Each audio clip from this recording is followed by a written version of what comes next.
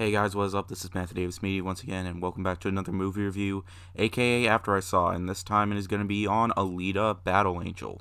So, from visionary filmmakers James Cameron, director of Avatar, and director Robert Rodriguez of Sin City, comes Alita Battle Angel, which is the adaptation of a manga. So, anyways, this is a story of hope and empowerment when Alita awakens with no memory of who she is in a future world. She is not recognized. She is taken by Ido, a compassionate doctor who realizes that somewhere in the abandoned cyborg shell is the heart and soul of a young woman with an extraordinary past. As Alita learns to navigate her new life and the treacherous streets of Iron City, Ido tries to shield her from her mysterious history, while her street smart new friend Hugo offers instead to help trigger her memories. But it is only when the deadly and corrupt forces that run the city come after Alita that she discovers a clue to her past. She has unique fighting abilities that those in power will stop at nothing to control. And if she can stay out of their grasp, she could be the key to saving her friends, her family, and the world she's grown to love. Now, fans were definitely looking forward to this since it's an adaptation of a manga, which I never actually read. I don't read manga, nor do I even read books that much. But as for, I was looking forward to it because it seems interesting enough. I know they designed the character Alita to look exactly like the character in the manga, and I can say that's pretty impressive. Like, they didn't just want, let's just get this person.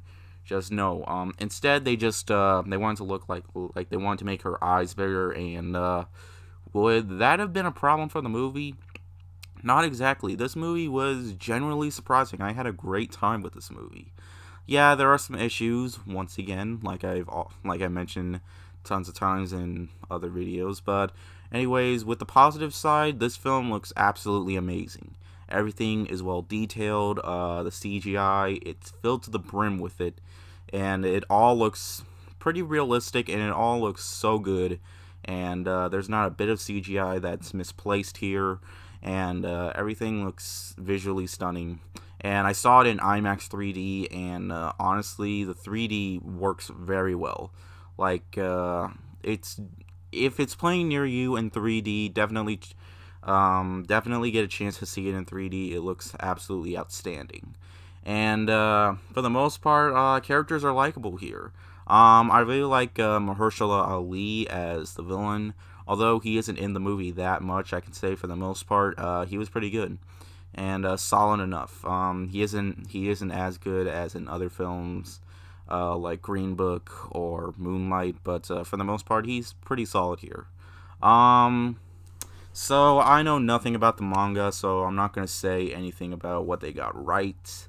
But they do, in terms of entertainment, this movie has quite a bit of well-directed action sequences, and the action, it's definitely a well-paced movie. Like, it's around 2 hours long, and for the most part, it never seems to slow down. And when it does, it's still, for the most part, entertaining. This is also kind of a romance movie, like, which I can say for the most part, the romance kind of works for the most part. Although I didn't really understand how. No, you know what? That would probably be a spoiler. So I'm not going to spoil anything for you because I know there was a lot of people that really wanted to see this movie. So, in terms of, this movie was supposed to come out last year, but it was in development for quite some time. But honestly, there are for the most part, there are some scenes that feel a bit rushed in terms of editing. Some of the editing feels a tad bit rushed. And as for the way it ended kind of on a bittersweet level. Like, last 20 minutes, I didn't really understand fully. Like, I mean, I did, but it's just that, I don't know, I wasn't really satisfied with everything that happened at the end. There are some parts where it seems like it's about to end, but it just continues going on, and for the most part, I didn't mind, that went on. In terms of its PG-13 rating, it does seem to they get away with quite a bit of some violent moments. Like, this is a brief spoiler. I'm just gonna say there was a scene where you briefly see a guy get cut in half through the waist, which I was really surprised that they even showed. And the movie, it basically shows its style for the most part. It's pretty stylish, and that's basically what I'm just gonna say right there. As for everything else, you're just gonna have to see it in order to know what your thoughts are. So overall, Alita Battle Angel was a lot of fun. It definitely has that Robert Rodriguez feel to it. It's visually stunning. The action, it's very well paced, and performance-wise, everybody does a pretty solid job for the most part. And all in all, I can say it's definitely one of the films that is probably going to leave a smile on your face, for audiences at least, after the movie ends, because for the most part, it was quite a bit of fun. I definitely enjoyed this more than Spy Kids movies. I'm not really a fan of the Spy Kids movies, especially the last two. Oh my god. But for the most part, it's pretty solid enough. And it also has that James Cameron feel to it, so maybe after he's done producing this, maybe we can get a little view of Avatar 2. Like, please.